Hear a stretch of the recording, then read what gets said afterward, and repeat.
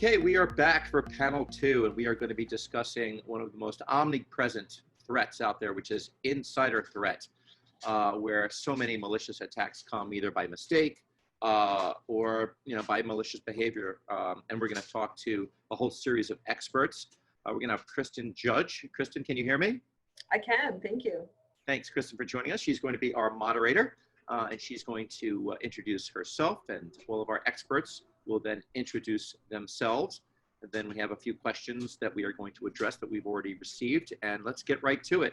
Kristin, the floor is yours. Wonderful. Thank you so much. This is an exciting panel. I'm interested in learning from all of you. Thank you for being here. I am the founder of the Cybercrime Support Network, and we are giving a voice to victims of cybercrime and online fraud, and also providing them services to report, recover, and reinforce their security. So we're on the back end helping people after there's been an attack, but hopefully these kind of folks can help us prevent some of those too. So I'm going to have each of the panelists introduce themselves just for a brief minute and tell us who you work for and what you do. So I'm going to start with Chris Hinkley. Thanks, Kristin. I'm Chris Hinkley. I work for Armor Defense. I've been here for over a decade since the company's inception, had quite a few roles, but most recently I'm head of threat resistance, which is our threat intel team. So my team curates and vets threat intelligence to help protect our customers. Thank you. Chris Pittman. Hi, everybody. I work for BlackBerry. I've been with the company a couple of years.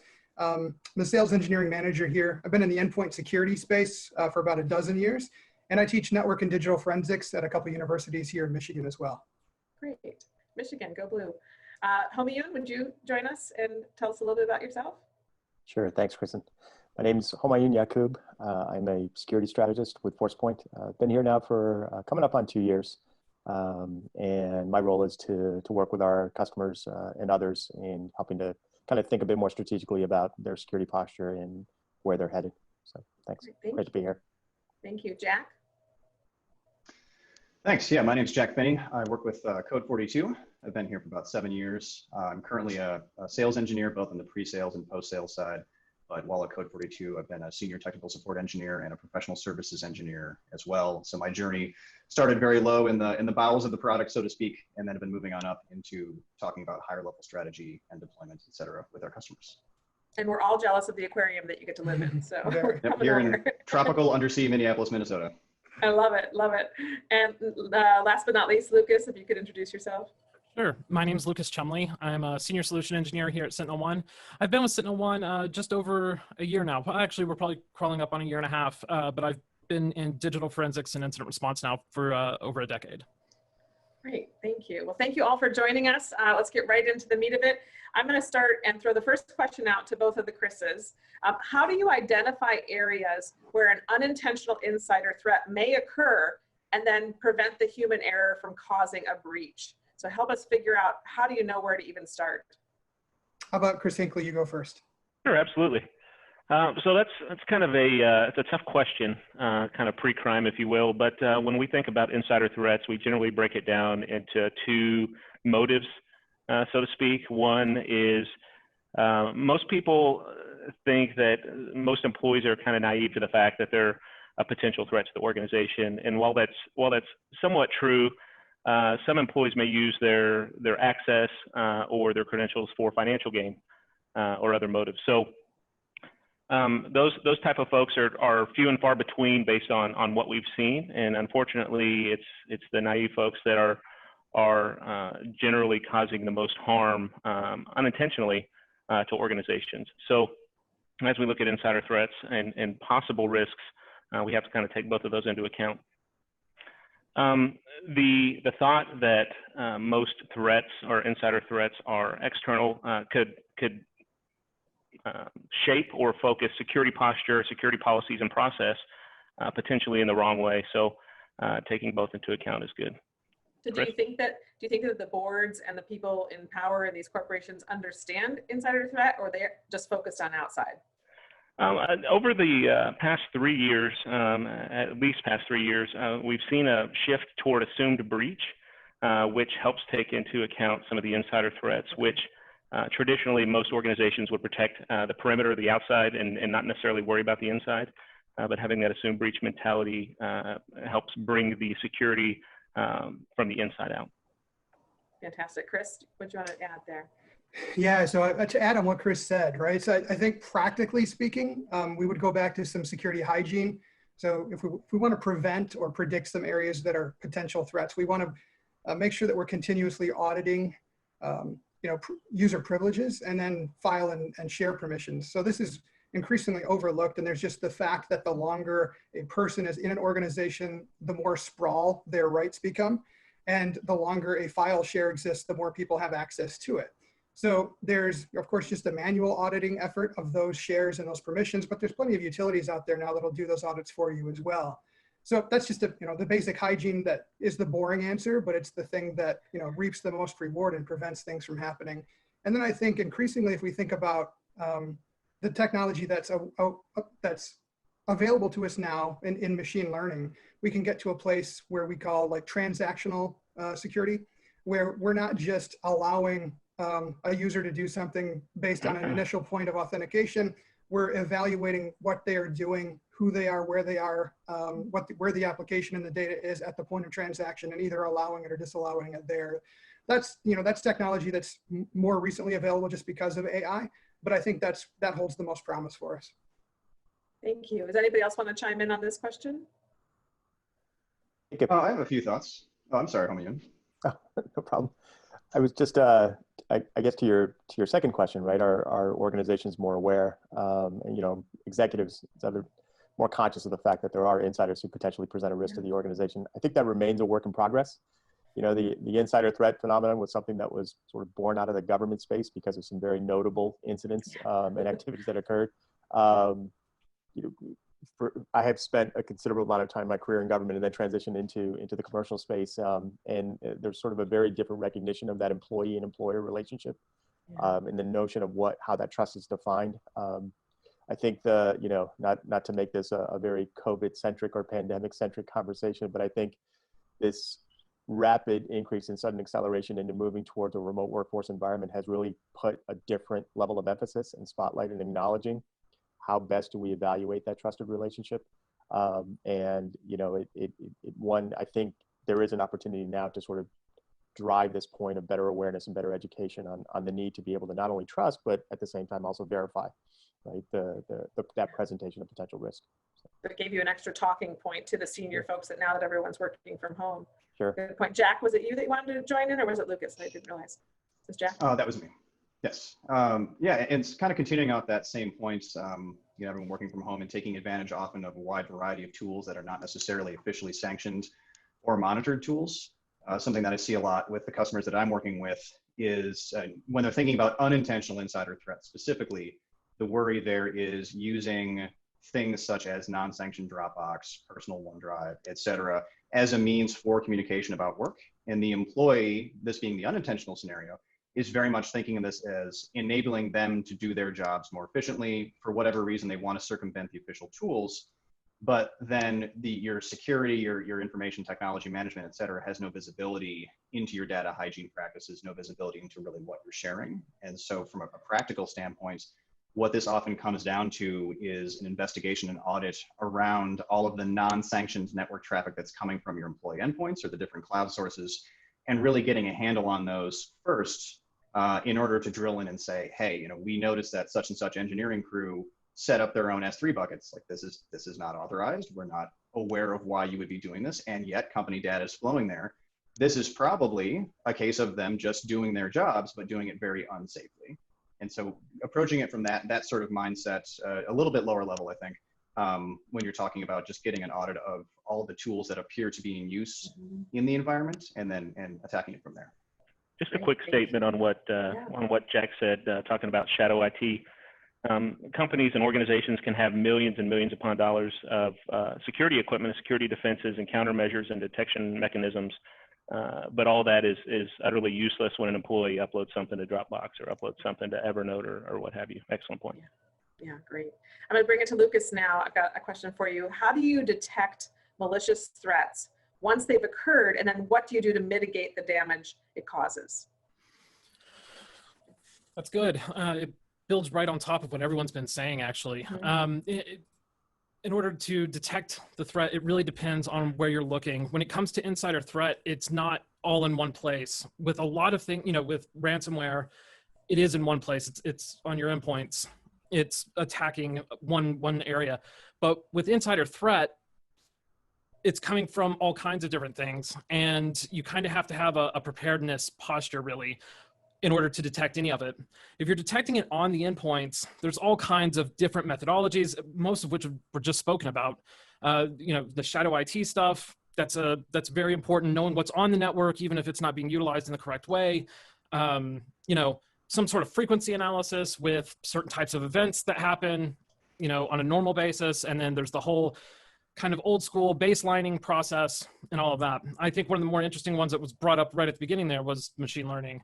That's a big deal. That's how SentinelOne detects malware, is by using machine learning. We predict how a storyline ends, how a process chain ends, and then we determine whether or not we're going to prevent it from finishing, or if we're going to clean it up after it does finish. You know, we weigh the risks. So, you know, to assess the level of preparedness for insider threat stuff, organizations have to start with, you know, like these administrative controls, really. It starts with controls, and none of us tech guys ever want to really hear about controls, and it is boring, but it's so necessary. There are 4 control categories for insider threat, if I recall correctly, and policy, technology, awareness and training, and what was the last one? Culture. So if you're going to detect all of this, all of those things are important, because this can be coming from anywhere. As they said, when you upload something to a legitimate file to a legitimate site, I know coming from an EDR vendor, we're not going to stop you. There's nothing to stop. The machine's doing exactly what it's been told to do, and it's not harming anything that we know of. We don't know what's in that file. We can't weigh this stuff out. So the technology stack, you know, you have obviously your endpoint security, but there's also DLP solutions and a lot of real big titans of yesteryear's technology.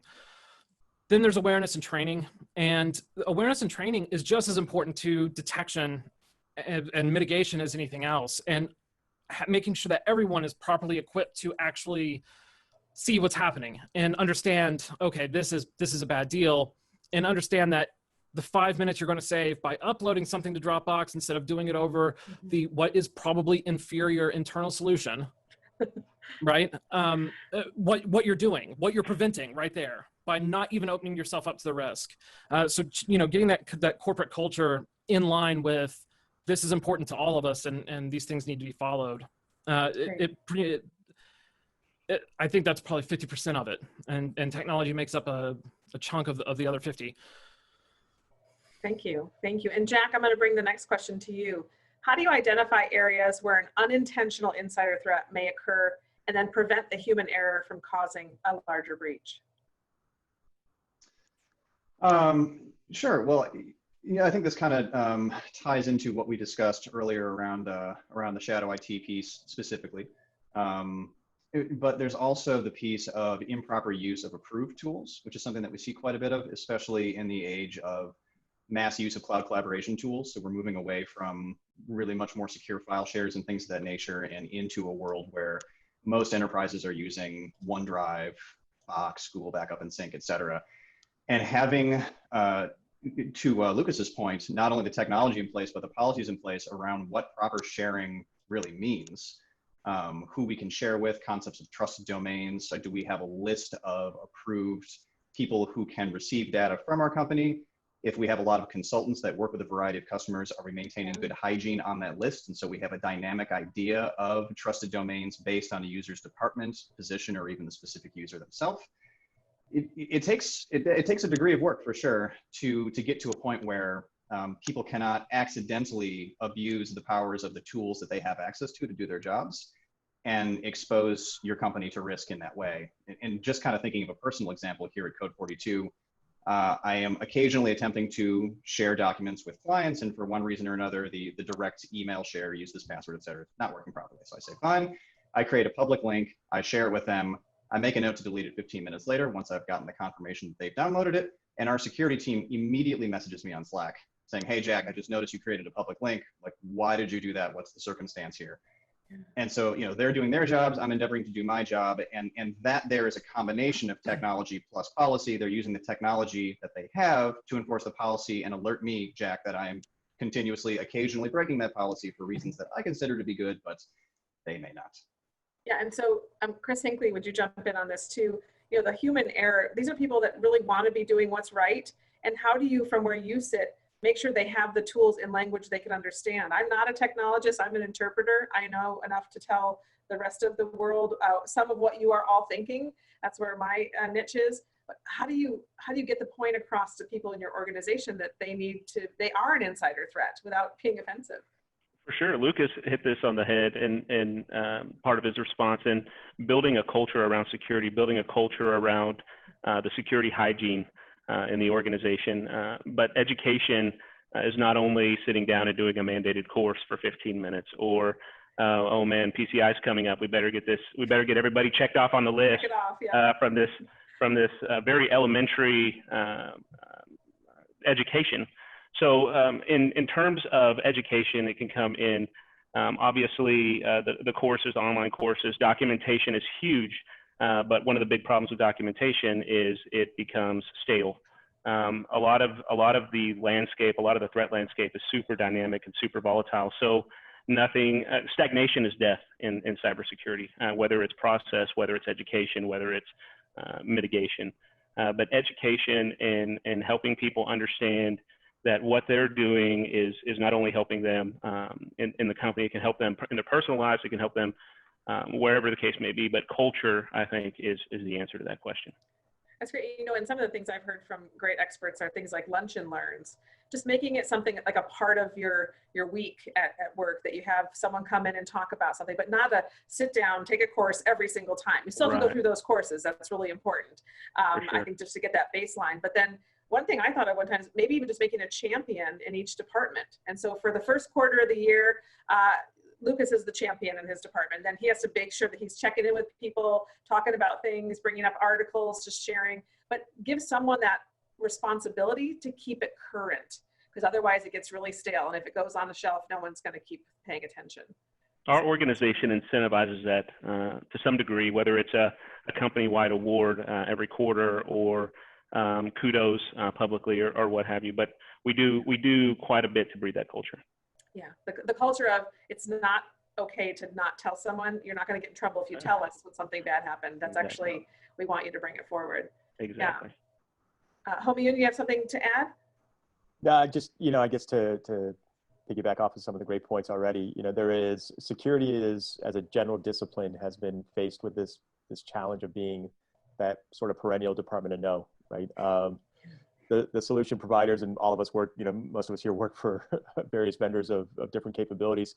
We have built pretty good capabilities around protecting various elements of an organization, but laced within that is sort of this historical precedence of building a set of controls, building a set of policies, very binary in nature. Either you did something or you didn't. If you didn't, then we react to it, and it's often a very negative reaction, and that immediately gets into and drives as a contradiction to just sort of the speed of business and how businesses need to drive, because no one wants to be told they can't be productive.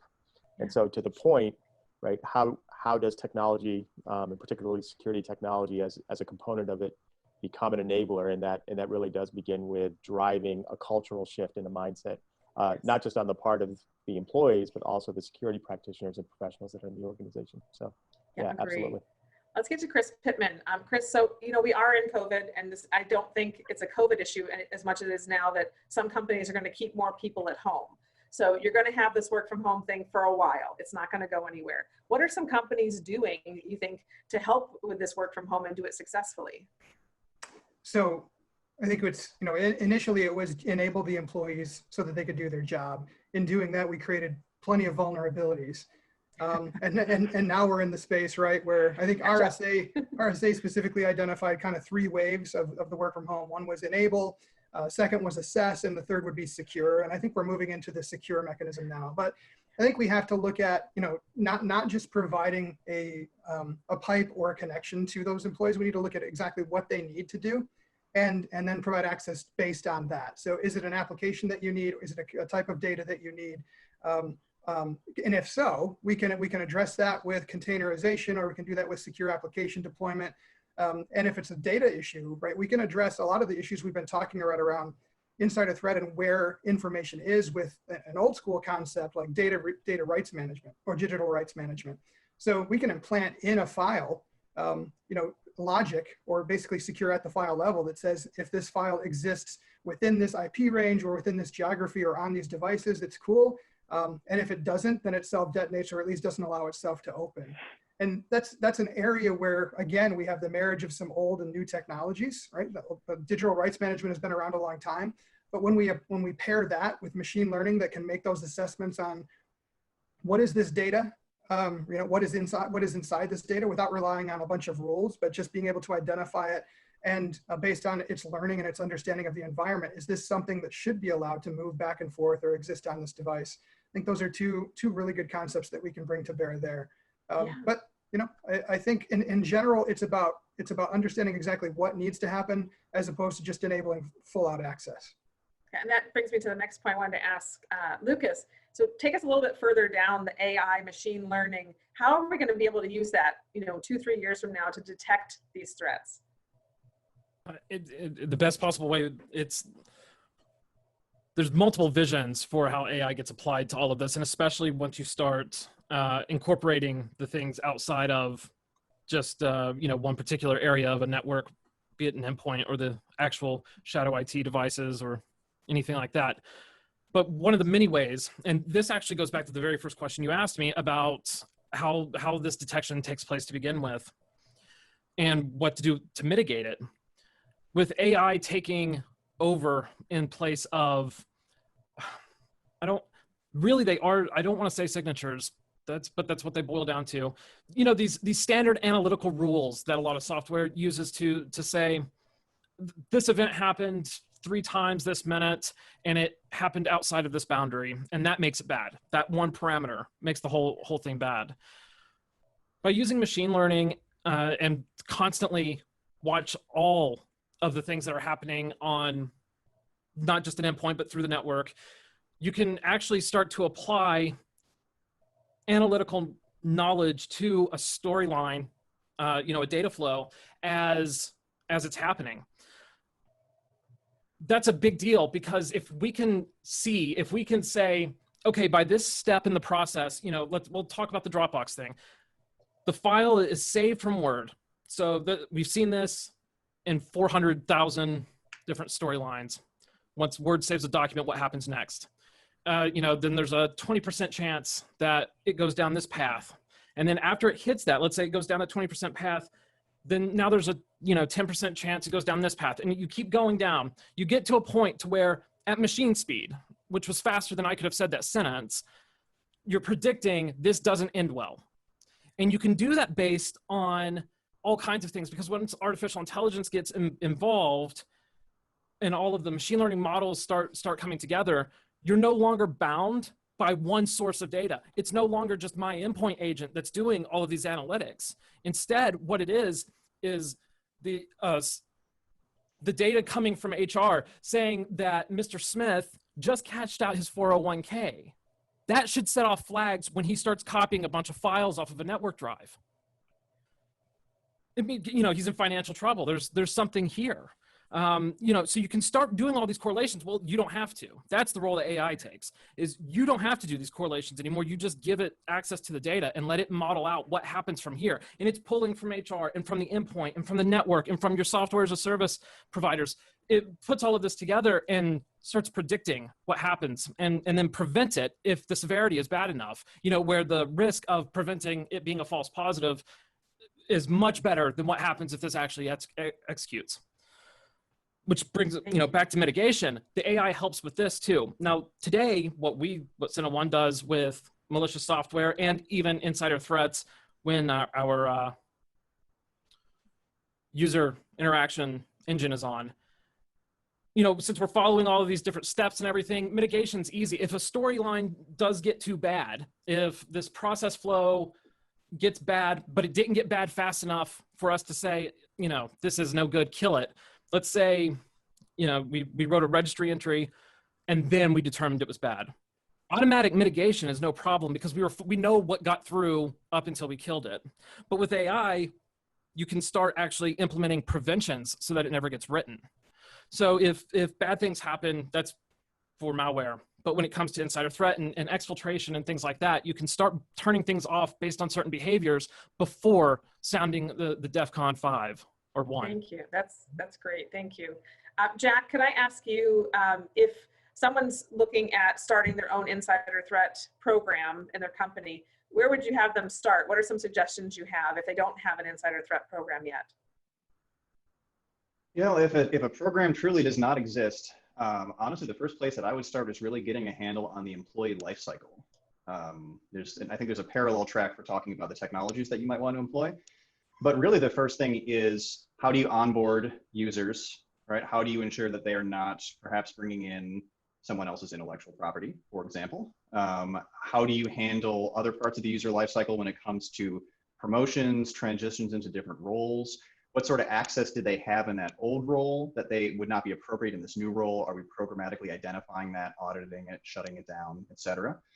And then when it comes to things such as offboarding the departing employee, which from a genuine risk standpoint is the riskiest of all of your users, of course, when someone is on their way out of the organization, that's when they're statistically the most likely to perhaps take data with them. Really buttoning down what that offboarding process looks like. And everyone has some sort of process around, well, we get the laptop back and we turn off their credentials in Active Directory, and that's all well and good.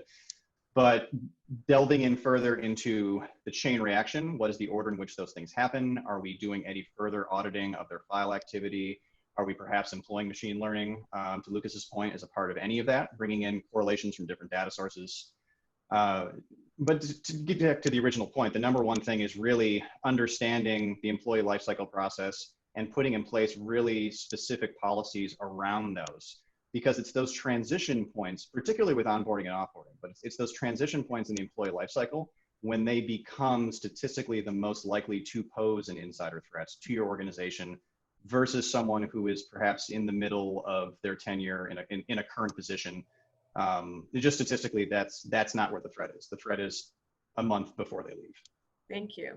Chris Pittman, let's talk a little bit. We haven't used the C word here, cloud, yet. So let's talk about cloud and how this is impacting or connecting with issues around insider threats.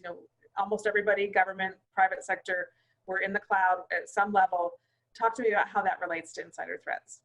Well, I think we hit on it a little bit early on when we talked about things like Dropbox, right? So when users are using cloud-based apps outside of companies sanctioned to get a job done, that's a problem. And we can address that with the mechanisms we discussed earlier. In terms of legitimate cloud applications or legitimate cloud data centers, legitimate clouds, whether they're private or they're public, there's the joint responsibility here that goes back to the initial SLAs. So we've got a lot of work to do when we come to the precipice of doing cloud computing. We've got to do a lot of work there around exactly what we want to allow, when, how, and who's responsible for the security. And then we have to understand that we have to own that security responsibility, right? So those are just fundamental principles of going to the cloud. But taking that a step forward, then I think we sort of integrate everything that everyone's been talking about here, because we have to, at that point, then rely on multiple sources of threat intelligence. We have to rely on multiple layers of defense to protect what we're doing there, not just at the endpoint and not just at the network, but at the data level as well, and all of those transactions that occur in between. And the phrase I really like that Lucas used earlier when we talk about this has to happen at machine speed. When we're talking about cloud computing, the promise of cloud computing is to make things simpler, to reduce friction and make them more efficient. So if we're going to secure those, that security must be efficient and frictionless. And we have to have mechanisms that can do that at machine speed. That's what machine learning offers us, and we can implement that at multiple layers there. We can implement machine learning models at the data level. We can implement those machine learning models at the data transmission level. We can implement them at the device level, and they should ideally be integrated to a point where they can talk to each other and share that information, so we can paint a big picture about what's happening and react accordingly, also in machine speed. Hinkley, reaction about cloud from you, please? Absolutely. So Chris kind of touched on shadow IT and then legitimate cloud services when you're talking about your Google Compute, your AWS, your Azure, those kind of providers. One quick statistic to share, I'm sure most of you are familiar with, and the viewers, 2020 Verizon data breach investigation report. So Verizon puts out a report every year that goes over data breaches, dissects them, and understands the causes, the responses, that kind of stuff. But over the past 3 years, you've seen a trend of configuration errors or errors being a major cause of data breaches, or at least a large contributing cause.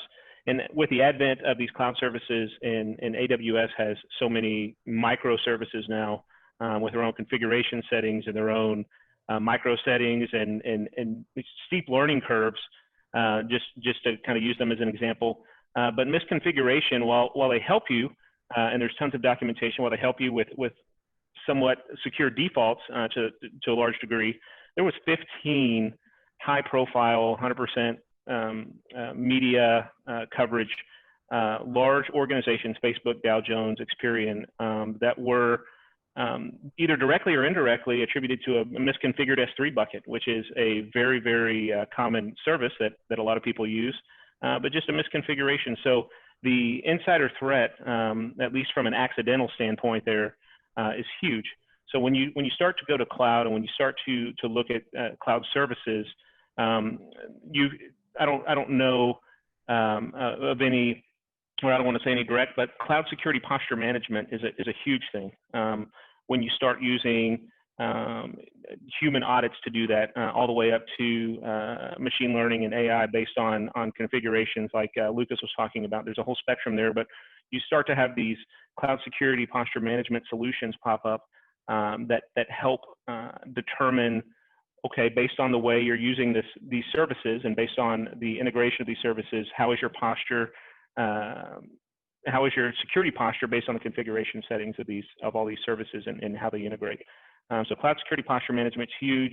User error misconfigurations is huge. It's a big deal, and it's something that obviously is being addressed by the cybersecurity community. Thank you. Homayun, would you like to add anything to that? Hard to add on to the to the points that were made. I think though one thing that I've heard now from all the other panelists as well is that when we start talking about and considering insider threats and the complexity associated with being able to address that from a risk management perspective, don't just rely on one source of data or one source of information, right? Take a very holistic approach in being able to then paint the picture, if for no other reason than a simple acknowledgement of the fact that humans are messy. Humans are sticky. They are dynamic by nature. And so with the advent of AI, with the advent increased reliance in development and maturing of machine learning, et cetera, we have the ability now to take what otherwise may be very disparate sources of data, bringing them in together to build a more holistic picture. One of the things that it presents, though, is also an acknowledgement that the moment that you start talking about the development of an insider threat program or a capability, this very quickly becomes a non-security discussion. And now there are other players to the table that represent the whole of the organization, human resources, compliance, legal in particular, et cetera, that start coming in. So it really does become a very different conversation with a very different approach and a very different mindset as well. So. Thank you. To close out, I'd love to go through and have each one of you say, what would be your nugget that you'd like to leave the audience with around this discussion? If you could have them leave with one thing. Chris Pittman, what would it be that you'd like people to leave knowing? So when we talked a lot about just accidental, right, the accidental threats of an unknown user activity that happens to cause a breach, but let's not forget that there are very sophisticated threat actors as well. So I want to leave with that warning. Right, advanced persistent threats, a whole lot of them leverage insider threats, and that can be someone, it can be an employee who's been on staff for years that has been playing a slow game and slowly gathering information, including network maps and architecture and permissions, until that one day when they strike, or maybe they're part of that slow drip feed. So let's always beware of the very sophisticated threat actor and understand that everyone is a target for that. Thank you. Chris Hinkley? Sure. So with the advent of the new technologies, obviously with cybersecurity, it's a lot of the same old stuff. But with the advent of new technologies like blockchain and machine learning and artificial intelligence, it's important not to forget about human intelligence. It's a lot harder to patch a human, and we do that by obviously educating them and making sure that they're very knowledgeable, at least to a degree, on cybersecurity threats, whether that's other insider threats, whether that's APTs, advanced persistent threats. It depends. But building a culture around security, I think, is a huge solution to that problem. And I think, again, a lot of the technologies, whether it's blockchain or AI or ML, is going to help quite a bit. Thank you. Jack, thoughts? Yeah, I think building a little bit on what both Chris's really, but especially Mr. Hinkley just said there, at the end of the day, insider threat is a human problem. It is a human problem that revolves around technology, but it's a problem with the humans. And so thinking about building your insider threat program, operating it, maintaining it from that standpoint, and obviously the tools are critical, having the right stack is critical, tying it all together is critical, but you need to be thinking about it from the standpoint of what motivates people to become threats to our organization in the first place. And there's a variety of those motivations. And how are we approaching that from a culture and from a policy standpoint first, and then what tools do we need to bring all that into play? Thank you so much. Homayun?